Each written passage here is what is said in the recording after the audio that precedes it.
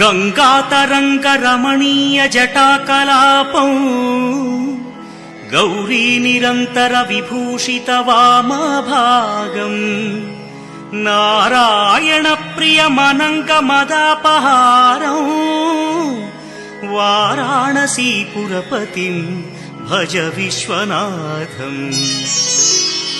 वाचामगोचरमनेक गुणस्वरूपं वागीश विष्णुसुरसेवित पादपीठम् वामेन विग्रहवरेण्य कळत्रवन्तं वाराणसीपुरपतिं भज विश्वनाथम्।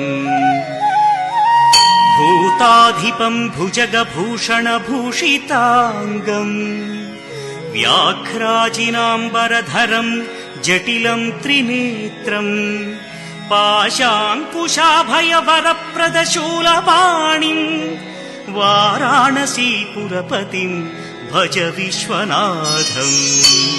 सीतां सुशोभित किरीट विराजमानो फालेक्षणानल विशोषित पञ्चबाणम् नागाधिपारचित भासुर कर्णपूरं वाराणसीपुरपतिं भज विश्वनाथम्। पञ्चाननं दुरितमत्तमतङ्गजानां नागान्तकं दनुजपुङ्गवपन्नगानां दावानलं मरणशोकजराटवीनां वाराणसीपुरपतिं भज विश्वनाथम्।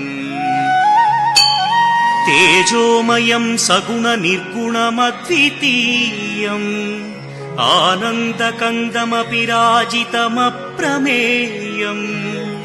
नागात्मकं सकलनिष्कळमात्मरूपं वाराणसीपुरपतिं भज विश्वनाथम्। आशां विहाय परिहृत्य परस्य निन्दां पापे रतिं च सुनिवार्य मनः समाधौ आदाय हृत्कमलमध्यगतं प्रदेशं वाराणसीपुरपतिं भज विश्वनाथम्। रागादिदोषरहित स्वजनानुरागं वैराग्यशान्तिनिलयं गिरिजासहायं माधुर्यधैर्यशुभगं करलाभिरामं वाराणसीपुरपतिं भज विश्वनाथम्। वाराणसीपुरपतेस्तवनं शिवस्य व्यासोक्तमष्टकमिदं पठिता मनुष्या विद्यां श्रियं विपुलसौख्यमनन्तकीर्तिं सम्प्राप्य देहविलये लभते च मोक्षम्। विश्वनाथाष्टकमिदं यः पठेच्छिव सन्निधौ शिवलोकमवाप्नोति शिवेन सह मोदते।